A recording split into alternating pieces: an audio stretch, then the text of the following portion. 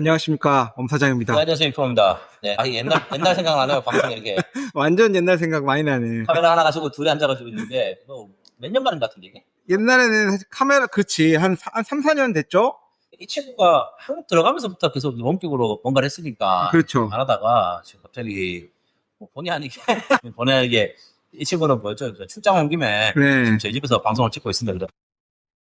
제 컴퓨터를 가지고, 카메라로 찍고 있는데, 되게 이상하네요. 예전에는 마이크 하나로 했었나? 예전에 마이크 하나로 했었었고, 저기, 두 개지 않나? 선이 하나 뽑혔는데 두 개로 나눠지는 마이크를 썼었고요, 초창기에. 그렇죠. 그렇게 하다가 이제 마이크를 따로따로 쓰는 거를 했지만 어쨌거나 카메라는 또 하나로 했었었고. 네, 좀 이상하긴 하네, 사실은. 아유, 오랜만에. 한 화면에 두 명이 같이 있는 게. 네, 그래서 지금 베트남 오늘 6월 20일이고, 저번 주 방송은 저희가 못 올렸죠. 네, 스페어가 없어가지고. 못 올렸고, 그래서 이 친구가 출장하고 저도 개인 일이 있고 이러다 보면 좀 못 올렸었는데, 네. 사실 정기적으로 방송을 올리겠다라는 생각을 해서 지금, 방금 제 와이프가 지나갔습니다. 그래서 지금 베트남에 제가 지금 출장을 와 있고요. 출장 마치고 오늘 복귀하기 전인데, 이 프로님 만나가지고, 잠깐 이렇게, 잠깐이라도 또 떠들어 놓은 거 올리고 가려고 한번 와봤습니다. 네. 한국이 아니라 베트남이라서. 한국은 마지막 버전으로 이제 업데이트된 게 대통령 결정됐고. 그쵸. 그때가 선거 전날이었잖아요? 마지막 방송이. 전날이었나? 그랬던 것 같아. 몇 대 대통령일까 했던 거죠. 지금 20 몇 대인가? 많다. 20몇 대씩 돼요? 10 몇 대인가? 20몇 대는 안 되지. 숫자가 많잖아. 임기가 5년이면 벌써 100년인데, 우리. 17대인가? 17대인 것 같은데? 그럴 것 같아요. 임시정부 45년 이후로 100년 안 지났기 때문에. 네. 20회는 아니고. 근데 중간중간에 짧게 바뀌신 분들이 꽤 있었어가지고. 아주 또 중간중간 길게 한 분씩 계셔가지고. 또 그것도 그러네. 길게 하셨고. 평균이 없어졌지 않습니까? 네. 평균 연봉이 3억이다. 지리학 학생들이 뭘로 돈을 버냐. 땅을 파서 돈을 버냐. 그게 아니고, 마이클 조던이 그렇게 주시죠. 그러니까 예를 들면은, 국민의힘 국회의원 평균 연봉이 몇십억 이렇게 되는데, 그렇죠. 옛날에는 정씨가 그랬고, 지금은 이제, 우리 안모 씨가. 그렇죠. 이게 한두 번에 캔이 돼버리면, 네. 평균이 올라가는데, 그래서 말씀드리지만, 이제 대한민국 평균 임기는 5년이지만, 앞뒤로 이제 아웃라이너들이 짧은 분도 한 번 있고, 기분이 한 번 있고, 알아보니까, 10몇 대 되겠다. 그러니까 20몇 대까지는 안 될 것 같고, 그리고 최근에 또 베트남은, 특별한 이슈까지는 아니고, 좀 재밌었는 게, 사실 이제 출장들이 와서, 네네. 오랜만에 호황게임을 갔어요, 사실. 호황게임 사실 멀어서 잘 안 가고, 네. 귀찮아서 잘 안 가고 막 이러는데, 호황게임을 갔을 때 재밌게 본 게, 따이엔 거리 있지 않습니까? 맥주거리라고 부르는 것이죠? 네, 세상에 많이 바뀐 게, 비키니 쇼하는 데가 있더라고요. 밖에서? 안에서? 클럽 분위기를 해가지고 막 봉댄스 추는 게 보였고, 그러면서 약간, 이제 보통 이게, 베트남에 그래 유흥이 없다는 건 아닌데, 그런 좀 상징적인 거리 같은 경우는 보통 그런 걸 좀 지향하잖아요. 사실 이게 좀 보기 안 좋고. 그게 하노이로 치면 따이엔이고 호치민으로 치면 이게 VBN 거리인데, 호치민에서는 그걸 했었거든. 그걸 이제 그냥 바깥을 걸어다니면은 무대 위에 올라와가지고 이런 춤을 추고 하는 데가 있었는데, 이게 또 정치의 중심, 또 한국 지금 종로인데, 이런 가게가 한 두세 개가 있었고. 격세지감이네요. 딴 거 재밌었는 뭐냐면 또 약간 좀 신축 같은 건물이 하나 있는데, 네. 맥주집이에요. 거기에 광고판은 엄청 크게 사랑 광고가 되어 있어. 제니스 노왕이 엔비디아 우리 제니스 노왕 아저씨가 올해 초인가 작년인가 하여튼 베트남으로 왔다 갔어. 왔다 갔었잖아요. 그래서 그때 이제 그 총리랑 맥주 한잔 먹었는데, 따이에서 맥주를 먹었더라고. 제니스 노왕이랑 우리 또 국회의원 정치 총리랑 판민팅인가요? 판민팅 해가지고 둘이 맥주잔 들고 있는 게 광고판이 엄청나게 크게 있는 거야. 야, 이거 한번 가서 먹었어야 되는데. 근데 생각보다 그 가게가 사람이 많지는 않다, 또 그게. 이게 또 오바마가 왔다 간 거랑 비슷한 느낌이네요. 그래서 좀 웃겨가지고. 요즘에 좀 그런 게 좀 기업 총수도 좀 베트남 많이 들어온다 그러더라고요. 제가 며칠 전에 누굽니까? 제가 관련 업 때문에 베트남 교수님 한 분 만나서 잠깐 얘기를 했었는데. 네. 그런 데이터 센터 관련 비즈니스를 좀 많이 가보는 것 같아요. 월이니, 엔비디아니, 여러 관련 것들. 그래서, 저도 들은 얘기지만, 이게 상당히 안 좋은 산업이래. 국가 입장에서는. 그게 이유가 뭐냐면 고용 창출이 안 되고, 하여튼 그거는 이제 그냥 전기로 돌리는 전력 많이 먹고 물 많이 먹고 고용 창출은 안 되는데 그렇다고 해서 데이터 센터가 의미가 있으면 그 안에 있는 데이터를 들여다봐야 되잖아요. 또 못 봐. 못 봐. 그래서 처음에 뭐 중동이고 싱가포르이고 데이터 센터 관련해서 지금 사실은 유치하려고 굉장히 많은 얘기가 있었는데 네. 흐지부지가 들이대 잘. 생각보다 가다 보니까 이게 전기만 많이 먹고 재미가 없다는 거야. 그래서 하는데 여튼 뭐 그 로봇 교수님 이제 공학 관련해서 그 대학교 교수님이랑 좀 얘기하다 보니까 이제 그런 좀 IT 테크 관련해서 지금 좀 많이 받으려고 하고 그리고 이제 빙그룹에서도 약간 그거 지금 준비하고 있다고 그러더라고. AI 휴머노이드 로봇 같은 거. 네. 내가 봤을 때 이거는 그냥 다 하는 것 같아. 뭐 대한민국도 정부에서 저기 뭐 100조를 들여서 가지고 무슨 뭐 AI를 만든다느니 그렇죠. 뭐 이런 것들을 하니까 베트남도 마찬가지일 것 같아요. 네, 뭐 있었죠. 제스나운 아저씨 보고는 재밌더라고요.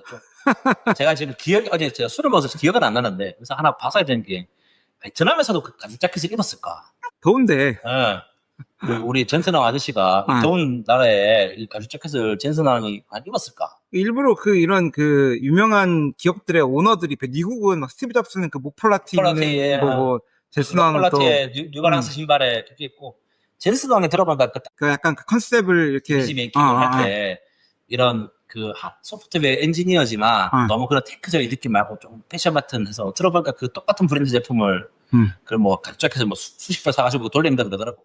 예를 들면 우리나라 그런 기업 총수들 하면은 얼굴이 생각은 나요. 최태원, 뭐 이재용 하면 생각나는데 그 뭔가 이미지는 없는데 스티브 잡스나 이런 젠슨왕은 딱 정확하게 그 가죽 재킷을 입고 있는 스티브 잡스는 딱 목폴라티 검은색 입고 이제 청바지 입고 찐 입고 있는 그게 좀 중요하다고 하더라고. 그게 브랜드 이미지 그런 거 있어요. 내가 그러면 사람 돈 없어서 그러는지 아는데 그분들이 그렇게 하니까 오해를 하지 않는다. 집에 옷장 보면 주르르 가죽 재킷만 20벌. 그건 좀 틀린 게 아닌 게 요즘에 이제 아내가 저한테 조언을 하는 게 저거 옷을 좀 어린 차를 입고 다녀라.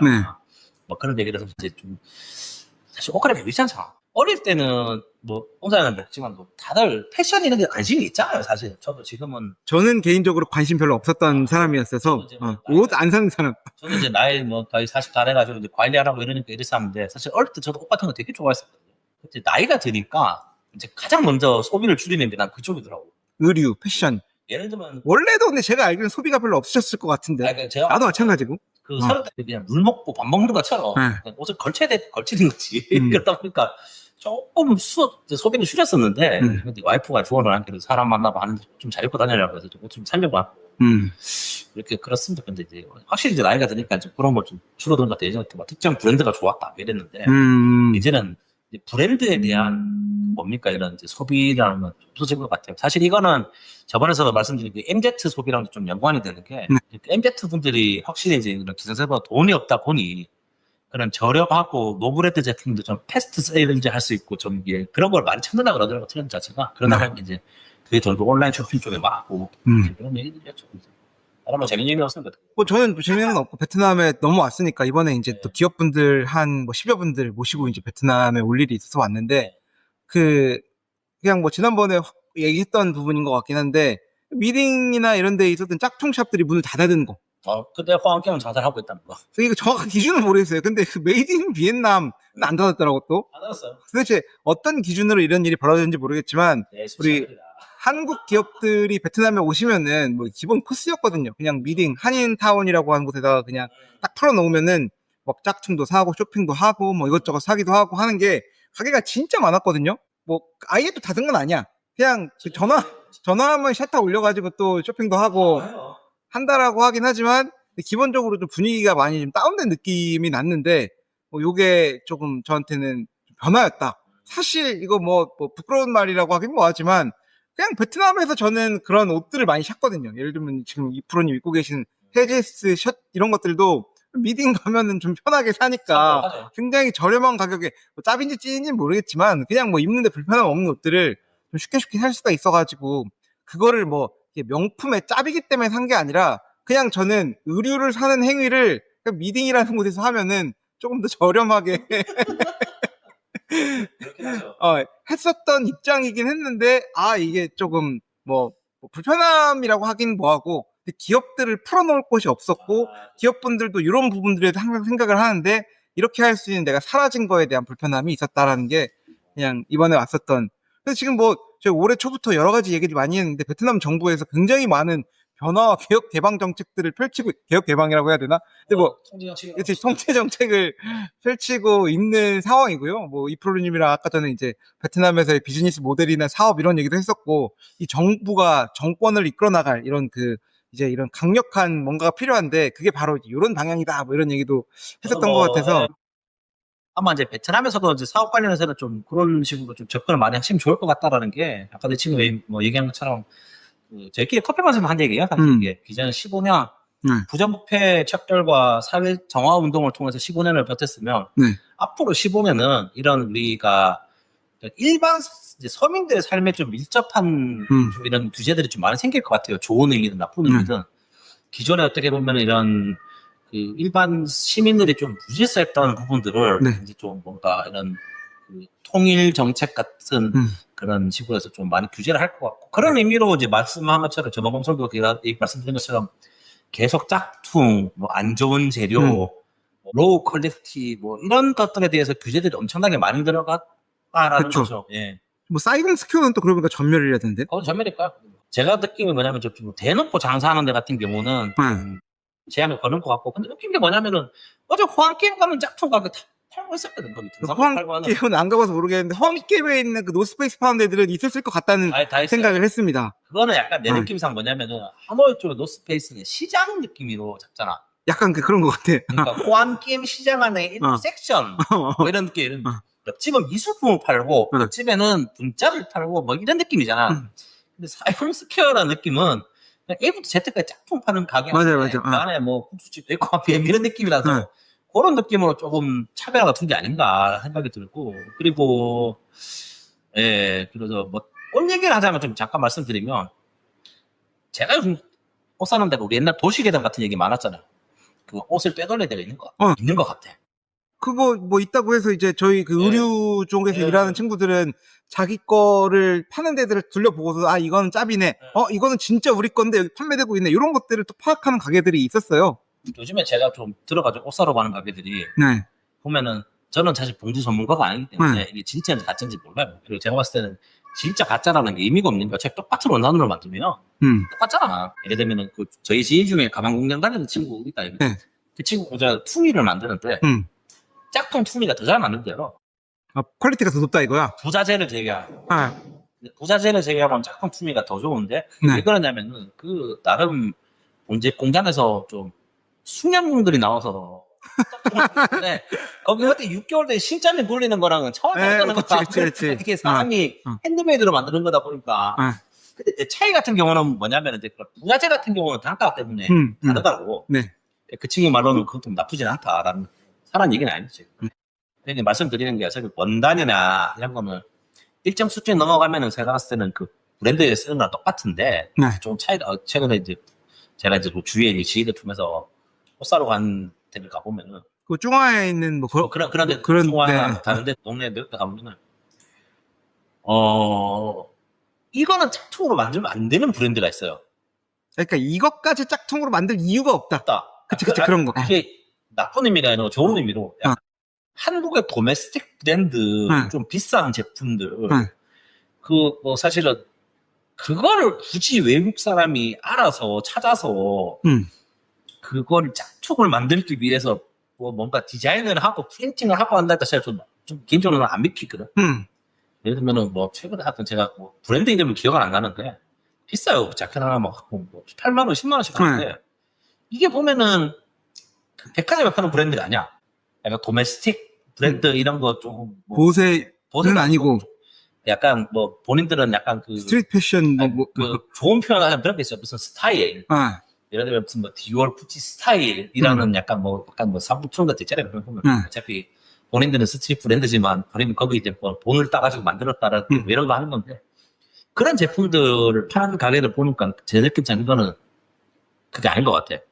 한두 개씩 나오는 걸 빼는 것 같고 수량이 리미티드더라고. 많지 않아가지고 그런 거 좀 있었고 뭐 그런 가게들 같은 경우는 아마 좀 뒤로 돌린 물건들을 판다는 게 거짓말은 아닌 것 같아요. 뭐 비슷한 생각인데 이제 와이프랑도 그런 샵에 몇 군데 갔었었는데 딱 보면은 예를 들면 뭐 구찌니 아니면 샤넬인 이런 거는 짭이잖아, 100%잖아. 근데 에이 누가 이걸 짭을 만들어. 근데 이제 그건데 뭐 좋아하는 브랜드야. 그래가지고 이제 옷을 사기도 하고 했었던 게 있었거든요. 최근에 이제 와이프 신발 하나 사준 게 딱 50% 값이야, 정가에. 딱 그 정도 했던 것 같아. 50%. 근데 긴가민가 하잖아. 신어보니까 와이프가 착화감이 괜찮다. 훌륭하네. 이거는 찐이다. 찐이다. 이런 매장 같은 경우는 오픈을 안 하겠습니다. 나중에 문제 생길 수 있기 때문에. 뭐 그런 것들이 있었고. 최근에 또 재밌었던 게, 또 구제샵, 이런 거 있지 않습니까? 일본 사람은 구제샵 전에 있어가지고, 와이프랑 보고, 여름이니까 반팔 티셔츠 했다. 구제샵.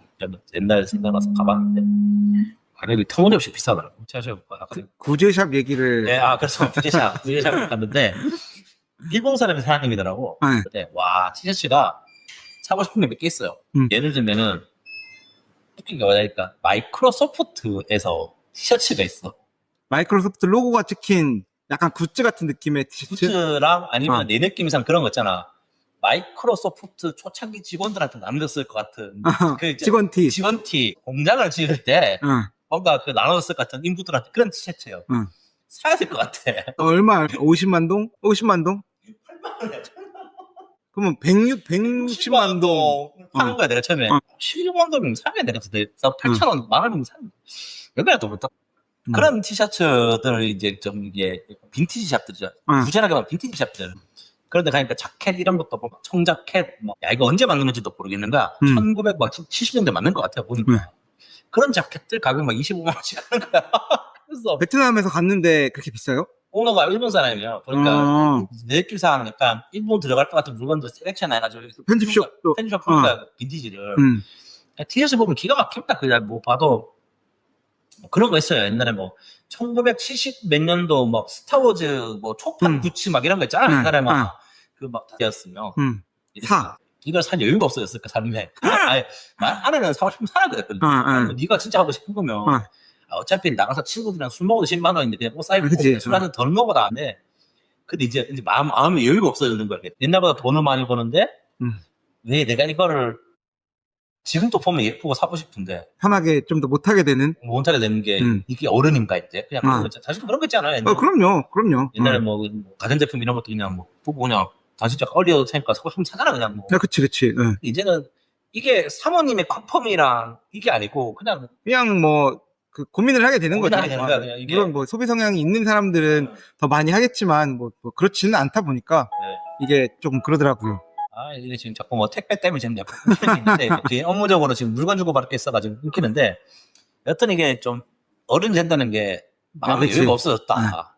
좀 아쉽더라고요. 그러니까 이게 직장 생활을 빨리 시작한 친구들이 사실 저는 이제 어쨌건 그 시기가 있잖아요. 그렇죠. 누군가는 대학생이고 누군가는 아직도 뭔가 준비하고 있는데 돈 벌기 시작한 친구들이 있으면은 너는 돈을 버니까 돈이 확 생기잖아. 원래는 뭐 용돈 30만 원이다가 300만 원씩 벌기 시작하면은 두세 달만 모이면 1000만 원, 20만 원 되는데 그런 친구들이 일을 그만둔다고 쉬게 되면은 그 돈 가지고 뭔가 여행을 가거나 못 하더라고 잘. 왜냐면은 이게 대학생들한테는 그게 뭔가 그 돈에 대한 느낌과 태도가 달라지는 거죠. 그러면서 요즘도 저도 이제 뭐 친구들끼리 이제 술자리에서 주로 나오는 게 그거예요. 우리는 미래의 무언가를 위해서 현재 행복과 현재의 가치와 그러니까 이걸 너무 이제 희생하는 게 아니냐.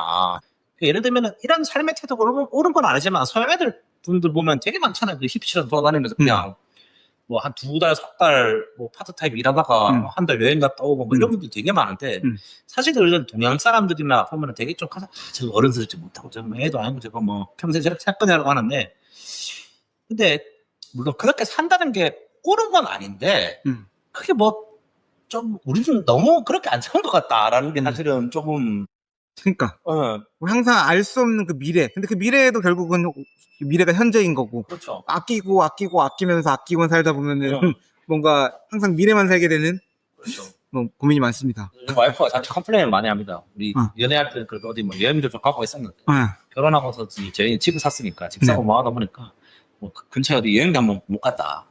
그래서 좀 와이프도 이제 출산 전에 가족들에서 좀 여행을 가려고 한다라면 계획을 한 데가 있으니까 뭐 근처로 차 타고 갈 수 있는 데로 가야 될 것 같아요. 그게 왜냐면은 그 얼마 전에 저희 뭐 뉴스 보니까 그 필리핀 산모가 한국에서 뭐 그 비행기 조산해가지고 애가 죽었다 이런 얘기 했더라고요. 그러니까 그런 거 보니까 좀 걱정돼서 갑자기 비행기를 안 타는 쪽으로 해서 국내에서 뭐 갈 수 있는 좋은 데들 갈 수 있으니까 어디 있겠습니까? 갈 만한 데가 사파.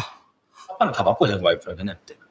그러면 뭐 하이퐁? 하이퐁 좋죠. 하이퐁은 뭐 너무 해봤다 그러니까. 네. 목초. 초도 가봤죠. 제가 왜 갔는지 모르겠지만. 목초도 거의 뭐 별로 볼 건 없다. 우이년. 그냥 비행기를 타야 되겠구나. 좀 뭔가? 그런 데 있더라고요. 근데 개인적으로 뭐 이런 말 좀 그렇지만 저는 개인적으로 베트남 관광지인데 거기서 걷더라고요. 좀 달라서. 섬선. 삼선 비치. 최근에 다큐멘터리 본 게 좀 재밌는 거 있었다. 그거 보니까. 이거 확실히 베트남 관광청에서 스폰을 되는 다큐멘터리 있는 것 같아요. 뭔가요? 보통 무슨 베트남 음식 기행 이런 다큐거든요. 주제가 고기야. 고기.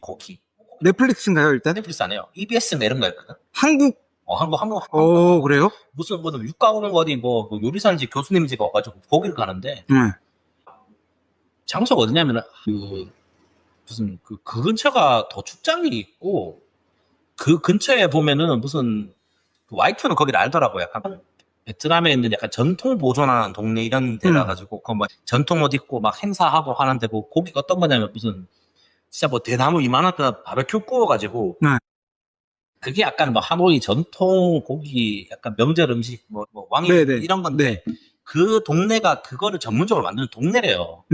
우리가 생각하는 분짜같이 이런 게 아니고 그냥 통바베큐 대나무를 구워가지고 숯에다가 막 아저씨들이 막 12시간 동안 이거만 크는 거야. 그게 첫 번째야 방송. 처음에는 분짜를 먹어요 그 사람이. 분짜 먹으면 시시하네. 분짜는 되게 이제 그거였고 그 다음에 이제 그런 거를 먹고 두 번째가 당신 옛날에 저기 여행 갔던 화장을 가 그 사람이. 화장에 또 무슨 그 물소고기가 유명한데 뭐 그런 데만 찾아가요. 우리가 그리고 뭐 나왔던 데가 또 어딜 찾아가냐면은 저기 그 미엔더이 쪽에 저 메콩강 생각 쪽 어디를 가서 거기서 무슨 뭐 전통 고기 음식이 있대요. 근데 보면서 느낀 게 뭐냐면은 야 이거는 베트남 관광청에서 스폰을 냈다. 절대 일반적인 저기 방송국 작가 사람들이 생각할 수 있는 아이디어가 아니야.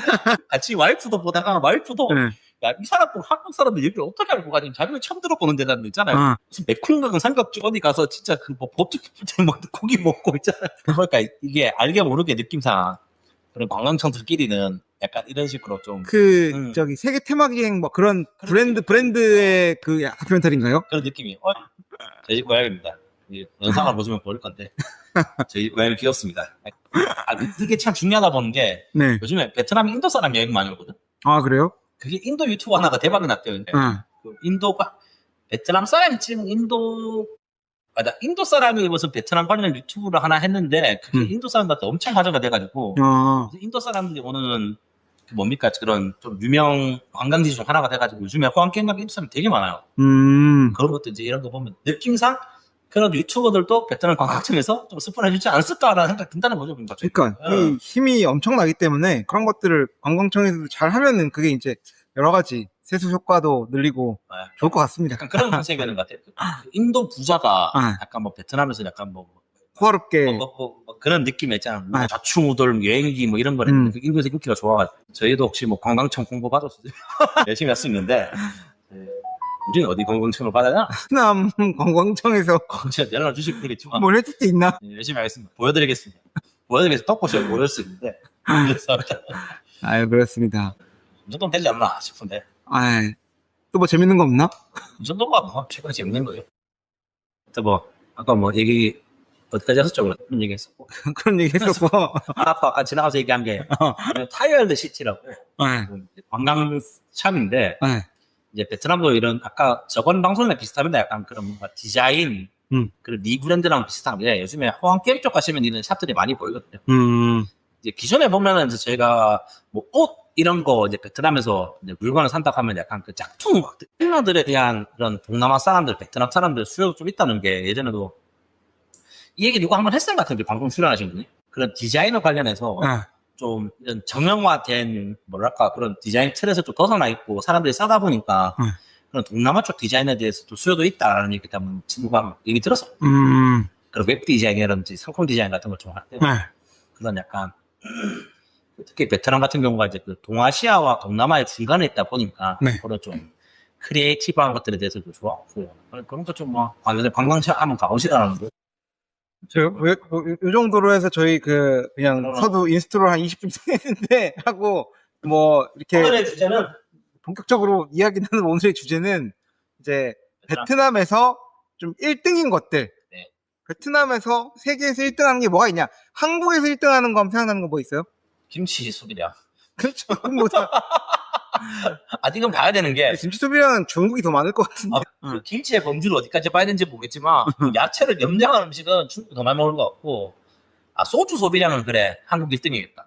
뭐 예를 들면 뭐 조선 1등, 반도체 그것도 이제 뭐 메모리 반도체 1등 뭐 이런 것들이 있을 거고 안 좋은 거는 뭐 자살률 1등 이런 것도 있지 않나? 이혼율, 출산율 나 뒤에서 1등. 뭐 여러 가지가 있고 우리 어릴 때 그런 거 막 국뽕식으로 많이 배웠잖아요. 우리 국뽕교육 같은 거 하면 뭐 한국이 뭐가 1등이다.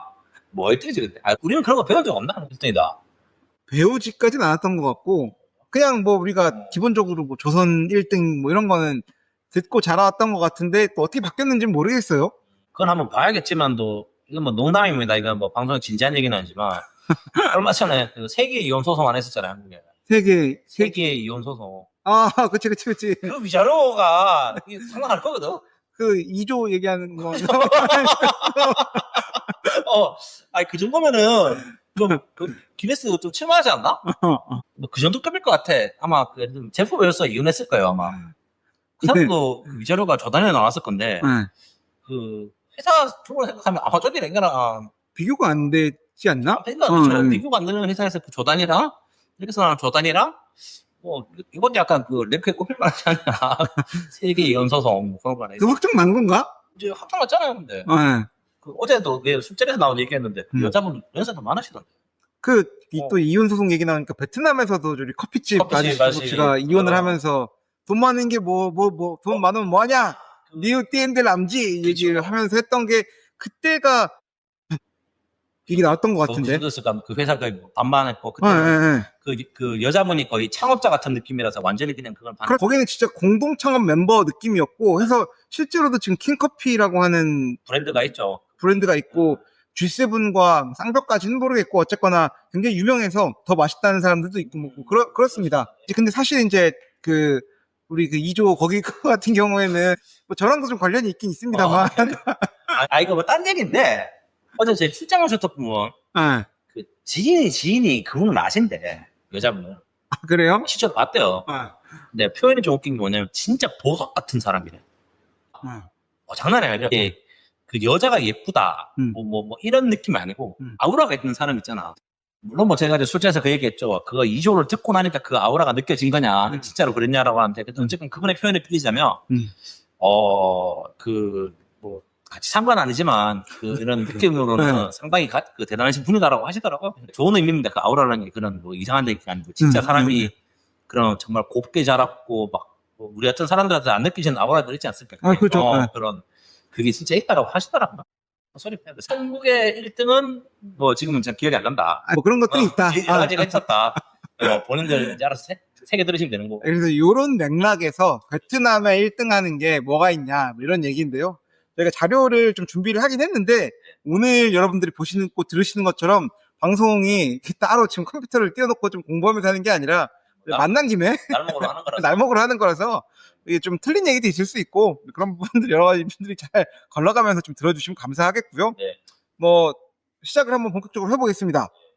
베트남에서 1위 하는 거, 저희도 이제 대충 알고 있었지만, 이걸 통해서 명확하게 알게 되는, 많이 보이는 게 1등 하는 이유가 있구나, 뭐 이런 것들이 있는데, 첫 번째가 뭐냐 하면은, 후추가 1등입니다, 후추는 뭐 베트남이 많이 난다고 그러더라고. 베트남의 그 푸꿔 후추가 굉장히 유명하잖아요. 네. 그래서 와가지고도 많이 사가시고요. 그러니까 특히 후추가 굉장히 유명하다. 세계 1위다.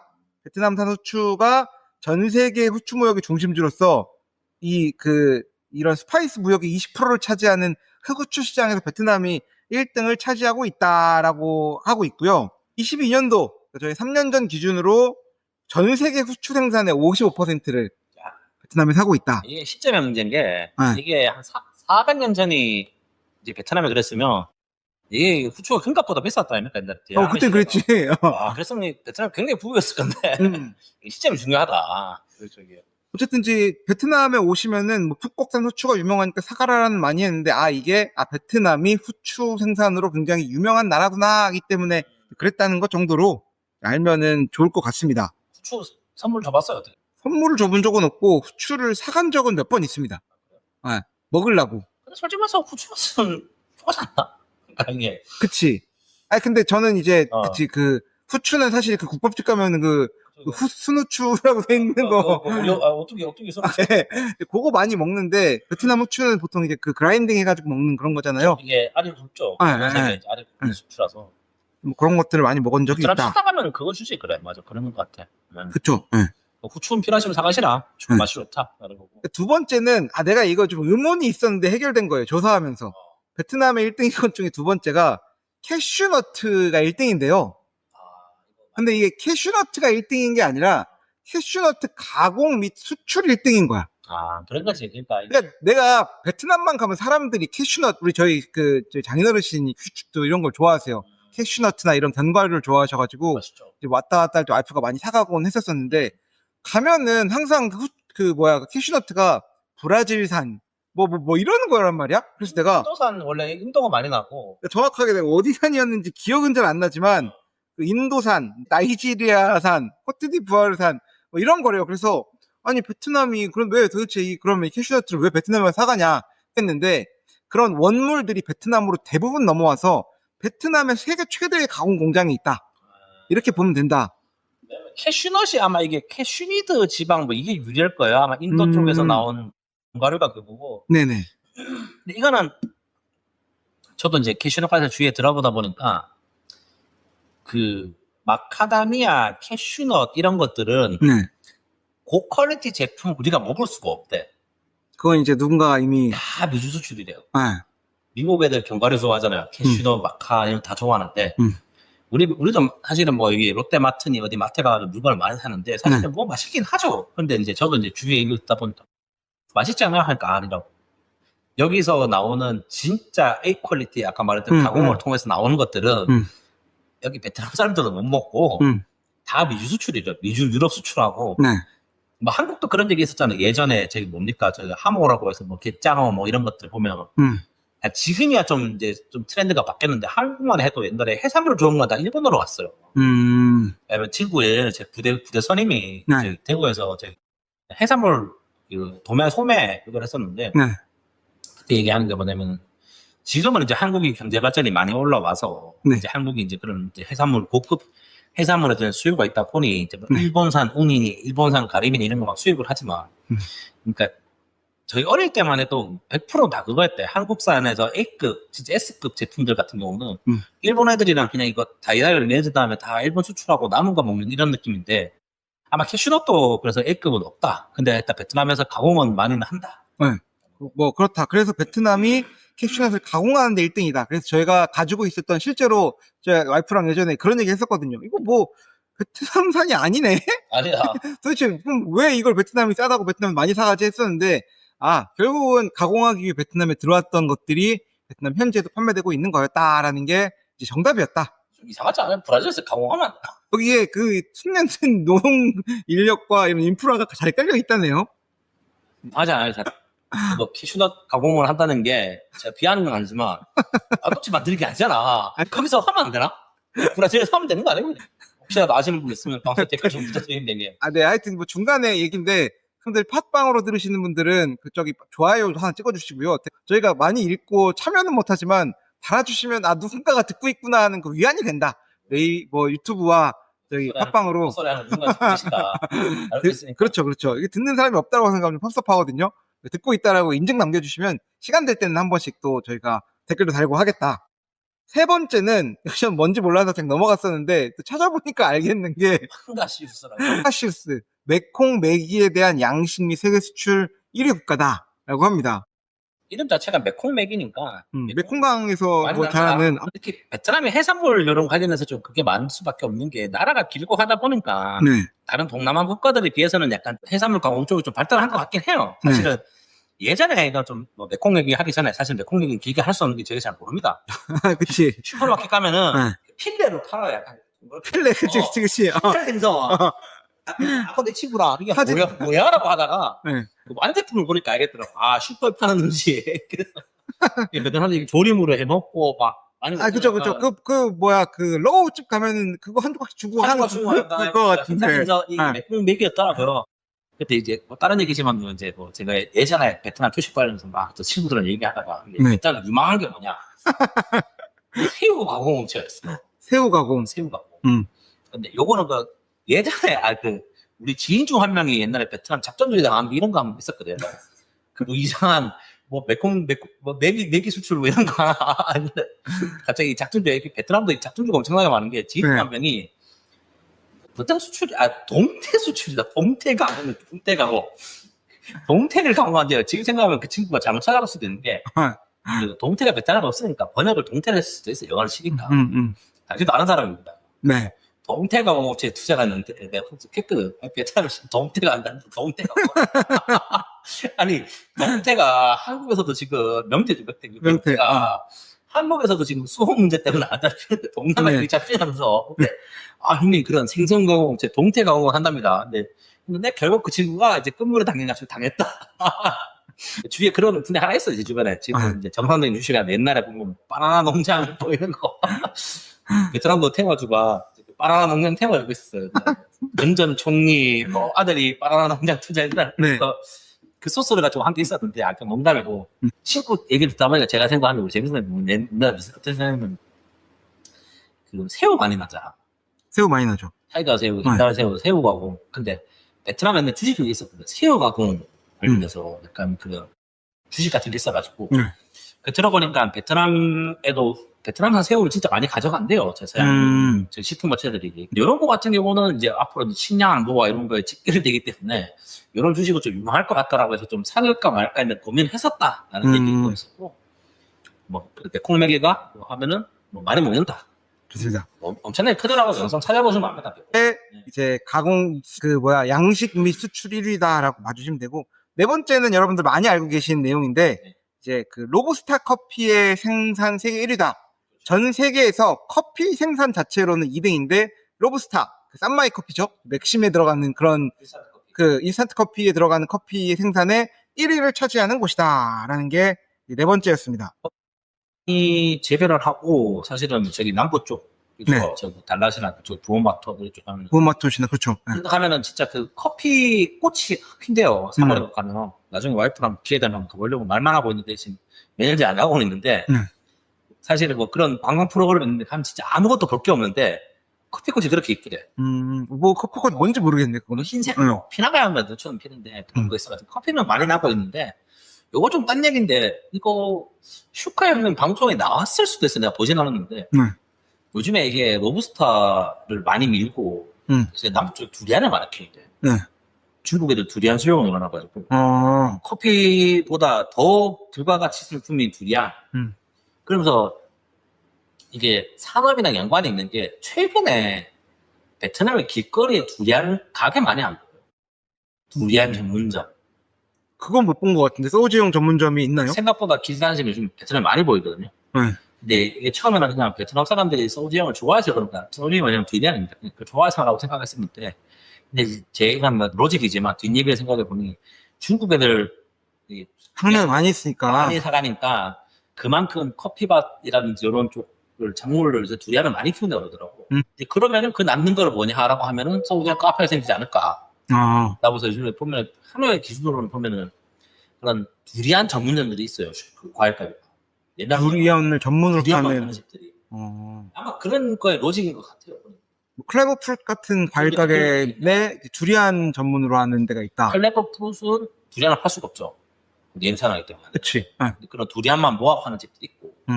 두리안은 거기가 또 유명하지 않습니까? 그 말레이시아에 무산키 베트남 쪽에서 팔때 두리안 같은 뭐 동남아 소화를 되게 좋아합니다.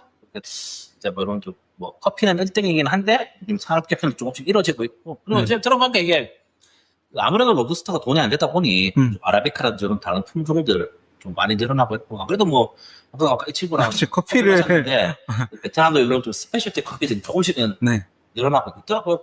게이샤 커피를 한 잔씩 하고 왔는데 그래도 저희 부모님 케냐, 에티오피아 이런 거 먹었는데 맛은 어때? 그냥 스페셜티는 지금 맛은 그냥 거기서 거기입니다. 모르겠습니다. 그거랑 먹어봐야 되는데 블루마운틴, 하와이안, 코나 이런 거. 코나 커피 그쵸. 먹어봤어요 어떻게? 먹어봤죠. 무슨 특별히 하와이 있었잖아. 코나 커피를 먹고 왔고 또 사다가 선물도 좀 줬었고 그렇긴 합니다. 그때 당시에는 커피의 맛을 잘 모르던 때여서 지금은 그나마 뭐 산미가 있네, 무슨 뭐 고소한 맛이 있네, 초콜릿 향이 있네, 뭐 이런 것들을 조금씩 알 것 같은데 당시에는 이게 뭔 맛인지도 모르고 먹었어서 그렇습니다. 먹어보고 싶다. 혹시라도 그런 뭐 블루 마운틴 이런 거 쓰시면 선물 주시면 맛있겠다. 다섯 번째는 잘 모르는 건데, 다섯 번째는 계피, 시나몬 수출 세계 1위다라는 겁니다. 계피의 수출이 세계 1위에 올라와 있다. 근소하지만 1위라고 합니다. 베트남 음식이 계피 많이 들어가나? 많이 안 들어가는 것 같은데. 이걸 보면서 느끼는 게 뭐 생산을 많이 할 수 있을 것 같은데 음. 의외로 베트남 음식에 계피가 잘 안 들어가는 것 같아요. 보니까. 그러니까 저기 써있네요. 인도 시장에서 소비되는 계피 70% 이상이 베트남산이다. 그러니까 인도 같은 나라가 계피 많이 쓸 것 같아. 그렇지. 네. 근데 그래서 궁금한 게 인도에서 왜 안 키울까? 좀 기후가 다른 게 아닐까? 그런가?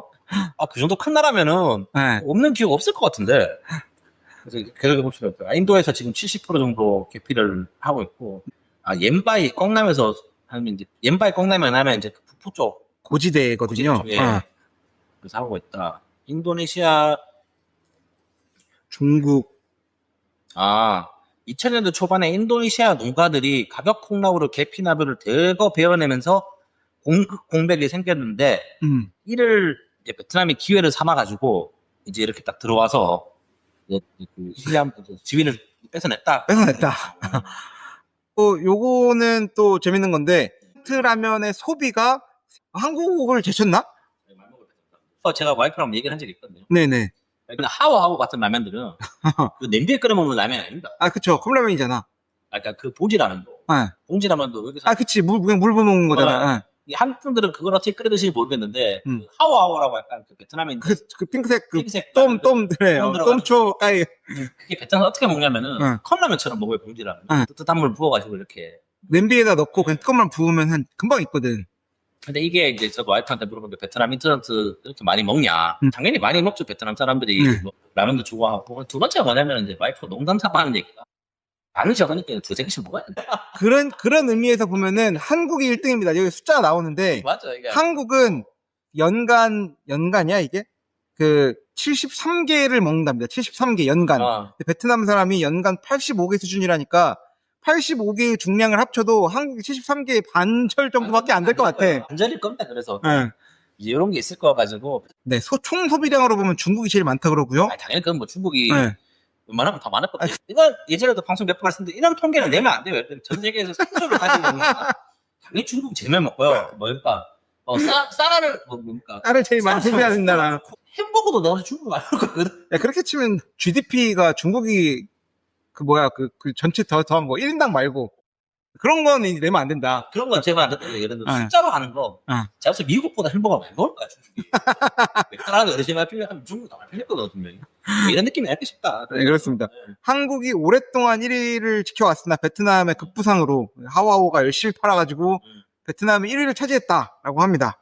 그래서 일단은 이제 보면은 그리고 재밌는 게 그거 미또미 브랜드 이라면서 그 처음에 나왔던 브랜드인 거 아닙니까? 네. 베트남 사람들은 미또미라 그래요 라면은. 네, 면이고 또미 새우인데 좀 이상하잖아요. 왜 라면을 새우면 그런 게 이게 그 식품 업계 그런 거 몇 개 있잖아요. 미원 이런 거 고유명사 된 것처럼 미원, 아지노모토. 사실 그렇게 브랜드 이름은 아니고 그게 제품 이름은 아니고 아지노모토가 그냥 회사 이름인데. 그쵸. 딱풀. 그러니까 처음으로 뭔가 런칭함으로 인해서 사람들 이미지에 뭔가 고유명사처럼 호치키스 이런 것도 그런 걸 각인된 거. 베트남에서 라면이 뭐냐면은 라면이 아니고 미똥이라는 옛날에 그런 브랜드가 있었는데 그걸 너무 많이 먹다 보니 그게 이제 라면이라는 고유명사처럼 변했다. TMI인 거죠. 좋습니다. 엄청나게 많이 먹는다. 7번째는 오토바이 보급률 세계 최고, 사실상의 1위라고 하니까 뭐 약간 좀 다른 게 있는 것 같아요. 일단 오토바이 왕국이다. 전 세계에서 오토바이가 가장 많이 쓰인다. 인구 거의 1억 명인데 오토바이가 한 6천만 대 정도 된다라고 합니다. 1.7명당 한 대를 보유하고 있다. 베트남과 86%가 한 대의 오토바이를 보유한다. 이 수치는 태국과 비슷한 수준이고 인도네시아보다 높다라고 합니다. 그렇습니다. 1억 명씩 6천만 명이다. 그러면 신생아 제외, 돌아가시기 전 제외, 오토바이를 탈 수 없는 연령층 제외면 한 사람당 하나씩 가지고 있어요. 그쵸? 네? 제가 알고 있기로도 한 사람당 한 대가 있는데 우리 회사의 직원 중에 한 명은 안 가지고 있는 사람이 있긴 있지만 그런 특이한 케이스를 제외하고는 다 있습니다. 다 있다. 동생이 이제 네. 하노이에 딱 상경을 해서 이제 대학교 졸업을 하고 회사를 가야 되잖아요. 이 장인 장모님은 처음인 게 오토바이 쓰는 거였어. 다 그러더라고. 왜냐면 오토바이가 없으면은 일상 생활이 안 되니까 어떤 돈을 끌어서라도 사회생활 첫 시작하면 장만하는 게 오토바이를. 이건 진짜 신기한 게 진짜 신기했어요. 대학생 때야 버스 타고 다니거든. 애들끼리 뭐 그냥 뭐 대충 뭐 끼어 타고 한때 괜찮은데 그래서 저는 근데 오토바이 안 사주지 생각. 일단 오토바이 사주시다. 출퇴근 이렇게 하라고. 베트남은 뭐 그렇다는 건 어떻게 할까? 필수기 때문에 이제 그렇다는 거고요. 이것 좀뭐 뒤 얘기 좀 하자면 이것도 이제 앞으로 단속을 많이 할 것 같다라는 게 지금 이 친구가 얼마 전에 얘기했었는데 방금 베트남은 이제 드디어 오토바이 전용 도로를 만들 거라는 얘기를 했어요. 이제 베트남은 이제 큰 도로들, 왕복 8차선 이런 도로에 이제 가장 오른편에 있는 2개 차선은 이제 오토바이 전용 차선, 나머지 차선은 차량 전용 차선으로 해서 이제 이렇게 기존에는 혼재가 됐던 거를 양쪽으로 나눈다는 얘기인데, 뭐 제가 생각했을 때는 이게 무슨 의미냐면 결국은 이제 오토바이를 제한하겠다. 제한하겠다라는 포석인 것 같고, 그 말이 뭐냐면은 이제 그 지하철이라는 이제 그 새로운, 이게 아마 이제 아파트라든지 집을 구매하시거나 하실 때 가장 좀 많은 영향을 미치는 한국처럼 될 것 같아요, 이게.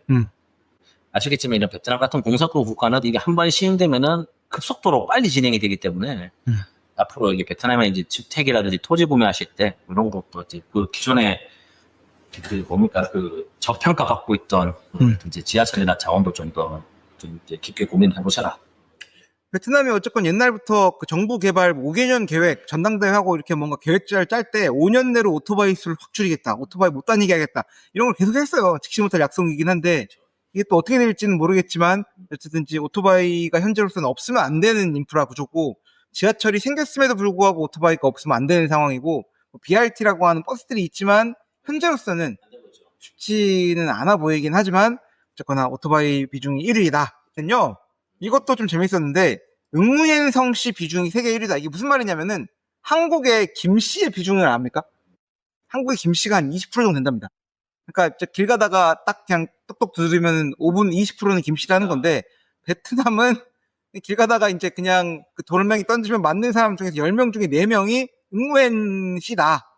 체감상으로는 진짜 많아. 저희 와이프도 응원이고 저희 작은 장모는 다 응원이고 다 응원입니다. 베트남은 이게 왕족성이잖아요. 왕족이. 진짜 체감상은 저는 한 50, 60% 되는 것 같아요. 이거 진짜 많고. 조금 많다라는 데가 한국의 김씨나 중국의 이씨, 스페인에는 뭐 가르시아라는 성이 있답니다. 네, 응우엔 왕조가 마지막 왕조였는데 이제 그런 거에서 또 뭐라고 해요? 이것도 공명철 족보를 샀다. 너도 그시고 나도 그시고 너 전부 이놈 저놈 다 양반이고. 네. 뭐 제일 동감하지 않습니까? 뭐 조선시대 양반 비율이 10% 맞는데 당신이랑 나나 다 보면 다 양반 집안이라 그래. 베트남도 그렇게 이해하시면 될 것 같고. 네네. 이제 9번이 그 베트남의 세계 최대의 자연동굴이 있다. 손둥 동굴이라는 게 있다라고 합니다. 방빈에 있는 네. 다낭 밑에 있는 어디 도시에 있는데 여기가 굉장히 늦게 발견됐어요. 1991년도에 발견돼서 2009년도에 탐험을 했더니 진짜 어마어마하게 컸다라고 합니다.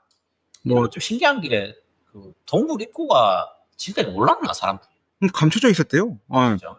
입구를 91년도까지도 몰랐대. 동굴 입구면 크지 않을까? 뭐 그랬답니다. 하여튼 이런 데를 여행 가보고 싶어요 지금. 이거는 들어보니까 돈이 비싸요. 이거를 4일짜리 코스가 있는데 이게 굉장히 제한적으로 신청받아서 하는데 뭐 4일 코스가 3,000불 이렇게 한답니다. 3,000불씩 하고 막 교육 받아야 되고 들어가기 전에 뭐 등록 까다롭게 하고 하는데 저도 뭐 기회 되면 한번 가보시긴 합니다. 10번은 많은 분들이 아마 아실 거고 저희는 일상적으로 알았는데 이게 세계 1등인지는 몰랐던 거예요. 하노이 도자기 벽화, 세계 최장 모자이크 벽화가 있다라고 합니다. 길이가 3km가 넘어요. 3km 넘는 거죠. 1850m라고 하니까 3km짜리 4km짜리. 그렇죠. 4km짜리 벽화가 있는 거고 면적으로 치면은 이제 거의 7km 스퀘어미터가 되는 이게 있다라고 합니다. 이게 어디에 있는 거냐면 호안캠 오른쪽 도로 따라가지고 공항 가는 길 서호 쪽으로 가다 보면은 있어요. 거기에 무슨 도자기 벽화 같은 게 있는데 그게 진짜 엄청 길게 있거든요. 홍성 이런 데 갑자기 5kg짜리 그냥 벽 사가지고 공부할 시간만 있으면 만드는 거 아닙니다. 아니, 그쵸. 아, 그렇고. 그런 게 있고, 11번, 18번째는 그냥 이건 또 푸꾸옥 다녀오신 분들은 알 텐데, 거기에 있는 케이블카가 세계 최장의 케이블카다. 라고 합니다. 길이가 8km예요, 8km. 네. 15분을 타야지만 이거를 가는 거라서, 보통 케이블카가 재밌거든요? 재밌죠. 그냥 뭔가 몰라도 재밌는데, 그렇죠. 이 항상 감질만 나게 끝나. 근데 여기는 진짜 길었어요. 가도 끝이 안 나는데, 세계 최장 케이블카다. 이거는 광고를 하도 많이 해가지고 알고는 있었습니다. 세계 최장이라는 거를. 말레이시아 겐팅 아일랜드에 있는 장각의 케이블카도 길이로 유명했으나 네. 이제 그 베트남에 있는 이 푸콕 정리했다고 하네요. 네. 겐팅 아일랜드 제가 가봤기 때문에 별로 좋은 뭐, 얘기는 아니지만 좋은 얘기는 아니지만, 12번째는 베트남전 폭격. 한 국가를 대상으로 해서 최대 폭격을 대상으로 했던 게 베트남의 1위라고 하고요. 이 마지막, 베트남 전쟁 때 얘기. 네. 마지막인데, 하노이 생맥주가 세계 최저가라고 합니다. 아 이거는 뭐 인정. 인정인데 잘 안 먹죠. 이게 어떤 맥주냐면 이거가 사실은 통계학적으로 분석을 해야 되는 게 이 얘기를 듣고 관광객지를 가면은 예를 들면은 좀 컴플레인 하시는 분들이 있거든. 베트남에 있는 유명 칵테일바 맥주집 가가지고 리뷰 같은 걸 보면 아니 맥주가 그렇게 써는 얘기가 그게 비싸요 하는 얘기 나와요. 그게 뭐냐면 우리가 먹는 병 맥주들은 보통 뭐 1,500원, 2,000원 받아요. 그죠. 싼 데를 가도 네. 예를 들면 병이 된 맥주 같은 경우가 왜 1,500원을 받을 수밖에 없냐면 그거 슈퍼에서도 500원, 600원을 하기 때문에 맛을 남기려면 방법이 없어요. 그거를 맥주를 진급하는 게 아니잖아. 그렇기 때문에 1,500원, 2,000원씩 하는 데가 있고 거기서 예를 들면 뭐 삿포로니 뭐니 좀 더 다른 등급의 맥주를 3,000원, 4,000원. 4,000원 해요. 왜냐면 근데 사람들이 옛날 이런 글들 보면은 사람들이 뭐 이러는 게 아니 베트남에 맥주 하나 500원, 300원 한다는 맥주 비싸라고 댓글 다는 분들 사실 계셔요. 이렇게 네. 관광직들 오신 분들 보면 여기서 말하는 얼간짜리 맥주가 뭐냐면 비어하게 파는 게 있잖아. 그쵸, 그쵸. 특별히 뭔가 그런 것들 있거든요. 그게 나는 나 알아보면 알겠지만 잘 모르는데 그게 그 뭐라고 하지? 일반적인 그런 병입된 맥주 혹은 뭐 이런 일식집 가면 크래프트 비어 파는 거랑 맛이 다른가요? 맛이 더 없죠. 맛이 더 없나? 그 맥주 물탕 맛입니다. 카스의 물탕 맛이죠. 탄산이나 이런 것들은 그대로 있고 한데 하는데 그런 약간 큰 케르통 같은 거에 그쵸. 그런 호수 뽑아가지고 맥주를 따르면 맥주가 나옵니다. 그게. 되게 뭐냐면은 그리고 우리가 생각했던 고소한 거랑 좀 거리가 멀고 맥주가 물탄 맛이 나요. 사실 맥주 물탄 맛이. 그러니까 선호하지는 않는 맥주다라는 거죠. 베트남 사람은 엄청 좋아하죠 그걸. 싸니까 그런가? 그리고 비아 허이라고 해서 야외에서 이렇게 이게 맥주 먹고 술 먹고 하는 게 있는데 제가 봤을 때 베트남에서 안 망하는 몇 안 되는 비즈니스거든요. 비아허이. 저는 그 비아 허이 집이 망하는 걸 본 적이 없어요. 이게. 예를 들면은 딴 데 뭐가 있을까요? 안 망하는 비즈니스들. 한국으로 치면은 뭐 저기 이삭 토스트나 베스킨 라빈스 같은 그런 비아 허이는 그건 뭐 프랜차이즈도 아닌데 프랜차이즈. 그쵸. 아는 꼴을 본 적이 없어요. 제가 어디만 해도 잘 되고. 솔직히 말씀드리면은 미리 뭐라 나왔을까요? 최저가다. 이제 별로 맛은 없어요. 사실 이거. 5,000동 하나요 진짜? 한 8,000동 했던 것 같은데. 비아허이는 5,000동, 8,000동 하죠. 근데 이거 맥주거리에서 이거 잘 안 팝니다. 요즘에. 맥주거리는 안 팔고 이건 말 그대로 비아허이 중에서도 비아허이에 가야지 예. 판매하는 느낌인 것 여기서 같아. 여기 GPT 기준으로 보면 뭐 맥주거리에서도 13,000동 이렇게 판다라고 하는데 이거는 맥주거리라기보다는 저희가 관광지로 가는 맥주거리에는 어제도 제가 갔다 왔거든요. 이런 거 많이 안 팔고 돈이 안 돼요 사실 이거. 여기서 한 블록 넘어가면은 로컬 사람들 많이 먹는데 이런 걸 파는 데가 있고 근데 여러분이 많이 가시는 관광지에 이걸 파는 게 아니다 라는 거고 이런 하면은 뭐 우리 집 앞에도 팔잖아요. 다 이런 데 가보면 비싸지 않고 한 잔에 뭐 10,000동 이렇게 합니다. 그냥 500원 한 잔에 700원 이렇게 하는데 뭐 저는 그래서 선호하진 않아요. 어차피 같은 값이면 그냥 맛있는 거 먹는 게 낫지. 요즘 그 500원 아끼자고. 그렇죠. 예, 그렇지 않아요. 하여튼 뭐 베트남에서 엄청 잘 팔린다라고 해서 이런 거는 뭐 잘 될 것 같아요 아마. 이런 비즈니스 제가 외국산에 말했으면 좋을 거고. 옛날에 그 지인분이 농담으로 얘기하더라고. 코로나 때 식당들이 많이 문 닫았잖아요. 그랬죠. 근데 그 경찰들 돈줄에 가장 큰 영향을 미친 게 퇴폐 마사지 가라오케 이런 게 아니고 비어이래. 아 거기서 뭔가 돈을 뜯어야 뜯어야 되는데. 되는데 보면 경찰들이 예를 들어 뭐 알게 모르게 다 돈을 뒷돈을 받고 장사를 하지 않습니까? 근데 얘기가 이게 뭐 진짜인지는 모르겠지만 가장 큰 경찰 수입원에 영향을 미친 게 비아오니까 비하 허위가 불법적인 장사는 아니지만 또 텐데. 그렇게 술을 팔고 사람들이 접객하러 왔다 갔다 하기 때문에 언제나 경찰들이 뒤를 봐주는 가게들이 그만큼 많다는 거예요. 그 얘기하는 이런 쪽들이 훨씬 더 타격이 컸다, 경찰들 돈줄이. 우리가 생각하는 그런 뭐 성매가 없어 이런 거는 왜냐면은 양의 차이가 나니까. 그렇지. 절대적인 양이. 절대적인 차이가 아니라서. 그렇게 해서 좀 경찰들이 길을 쓰고 저런 야외 술집들 오픈을 시켜주려고 한다고 그때. 왜냐면 그때가 이제 그 베트남 그 건국 역사상 처음으로 이제 보이 때죠. 그 막 힘을 잡으면 되잖아요. 공안도보다 힘이 높잖아. 이게 코로나 시절로 잠깐 돌아가지고는 건국 역사상 다시 없을 일이거든요.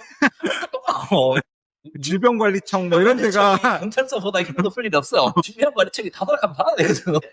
그래서 이제 이 얘기예요. 그래서 이제 나온 얘기가 저는 뭐 성매업소가 문제가 아니고 그런데 길거리 맥주집이 단속을 들어가니까 경찰들이 돈을 못 번다요.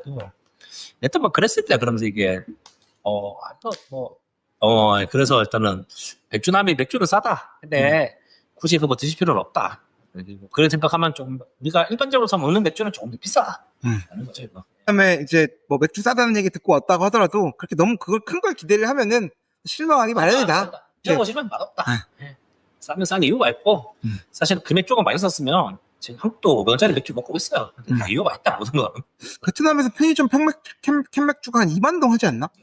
2만 동 정도는 하니까 그래도 한국에 비하면 압도적으로 없어서 한국 같은 경우에는 작은 맥주 잘 팔지도 않고 큰 거 330, 500짜리를 4개 지금 뭐 12,000원씩 합니다. 원래 10,000원이었던 것 같은데 이게 이제 거의 다 4개 12,000원, 지금 4개 12,000원, 13,000원이고 그리고 한 개씩 사면 뭐 4,500원씩이니까 뭐 어쨌든 그 얘기 하더라고. 이제 편의점 저 포항게임 가서 맥주 하나 2,500원에 먹잖아. 저희 베트남 직원이 물어보는 거예요. 그 한국 오신 분들한테. 서울 가서 먹으면 얼마야 하니까. 서울 가면 2배, 3배 줘야 된다고. 그냥 3배 정도 맞는 것 같더라고. 서울은 맥주 한잔 하면 7,000원씩 한다면서. 그죠. 비싸다.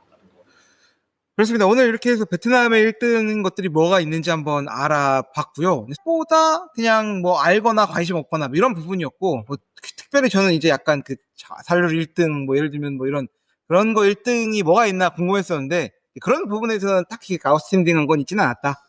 우리 옛날에 이런 거 한번 했지 않아? 그 사격, 뭐 이런 거 있었나? 한국 코치가 뭐 사격하고 뭐 옛날에. 그쵸. 태권도 했고. 비싼, 베트남이 금메달 따는 거였나? 베트남에 뭐한 것들 이런 거 찍은 적이 있습니다. 맞아. 저희 광고 탱어로 해가지고. 병원 광고할 때 저희 있는 거 같아요. 너무 많은 방송들을 또 했다 보니까 기억이 잘 안 나는 때가. 알겠습니다. 여러분들 방송 들어주셔서 감사하고 들으신 분들은 또 좋아요와 댓글 부탁드리겠습니다.